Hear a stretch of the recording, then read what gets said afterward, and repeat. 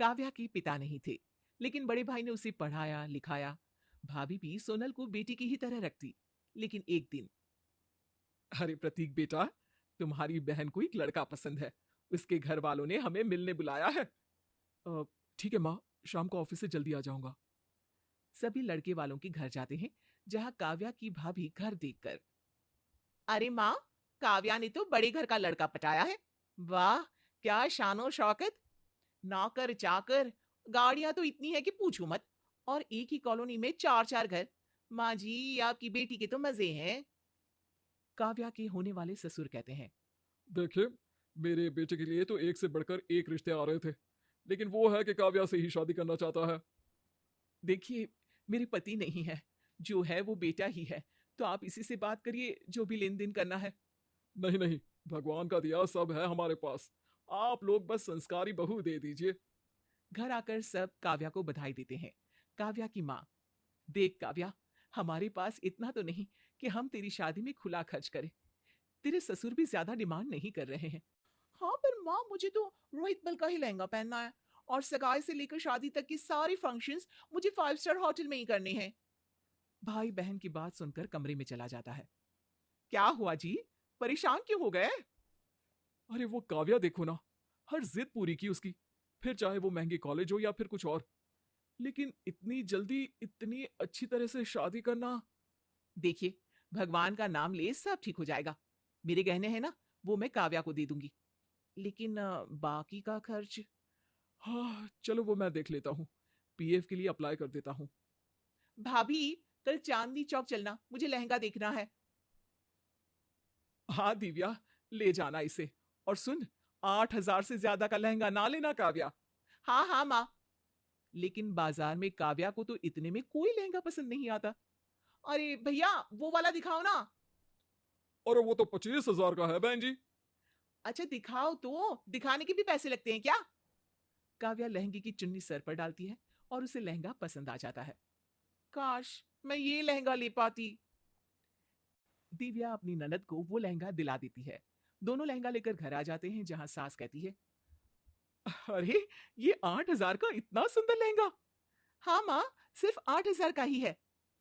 दिव्या काव्या की बात पर हैरान हो जाती है, लेकिन कुछ नहीं कहती। शादी की पूरी तैयारी में दिव्या एक से बढ़कर एक सामान लेकर आती है और अपनी औकात से बढ़कर काव्या के भाई और भाभी उसकी शादी करते हैं। काव्या की शादी के बाद, माँ, इतने लोगों के पैसे देने हैं, कैसे मैनेज होगा? अरे मैं नौकरी कर लेती हूँ ना, जल्दी सबके पैसे चुकता कर देंगे। फिर क्या, दोनों पति पत्नी मेहनत कर शादी के कर्जे को निपटाने की कोशिश में लग जाते हैं। अरे दिव्या, काव्या की पहली दिवाली है, तो थोड़ी बहुत मिठाई और कपड़े ले आना।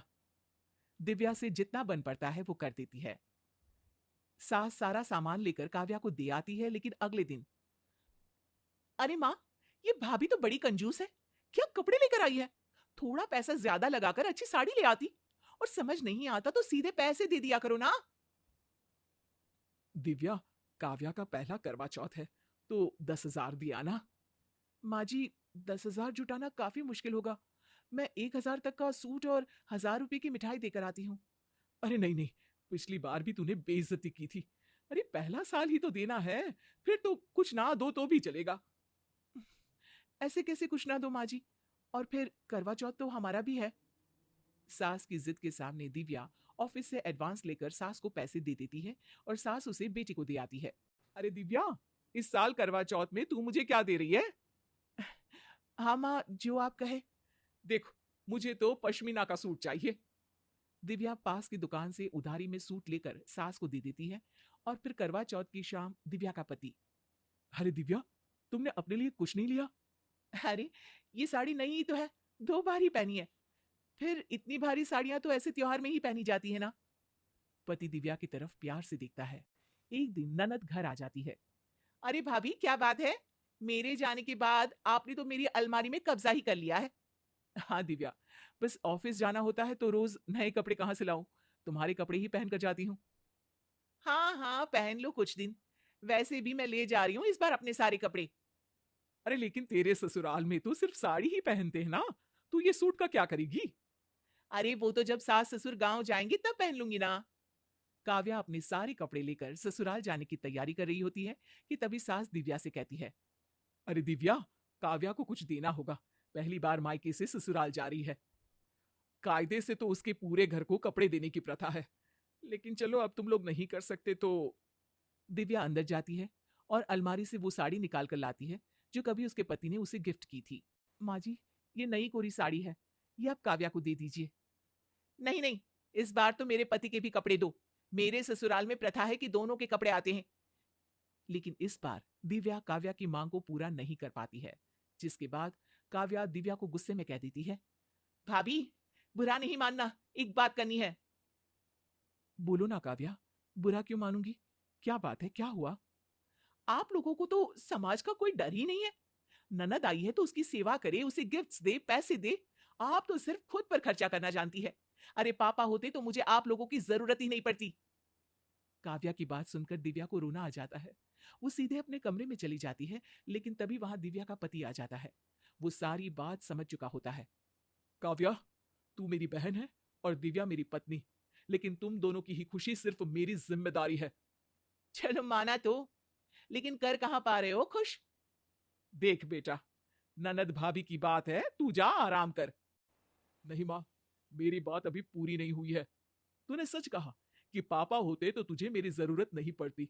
शायद एक पिता बेटे की शादी करता है तो 25 साल की जमा पूंजी लगाता है, लेकिन एक भाई तो सिर्फ 4, 5 या 10 साल की बचाई कमाई ही बहन को दे सकता है। ऐसे में घर की चरमरा चुकी हालत को भाभी ही संभालती है। हाँ हाँ, भाभी ने ही संभाला है। अच्छे से अपने काबू में कर लिया है भाभी ने तुझे। हाँ, क्योंकि मैंने देखा है कि कैसे त्योहारों में वो तेरे और माँ के लिए नए कपड़े लेकर आती है, लेकिन खुद पुरानी साड़ी पहनती है।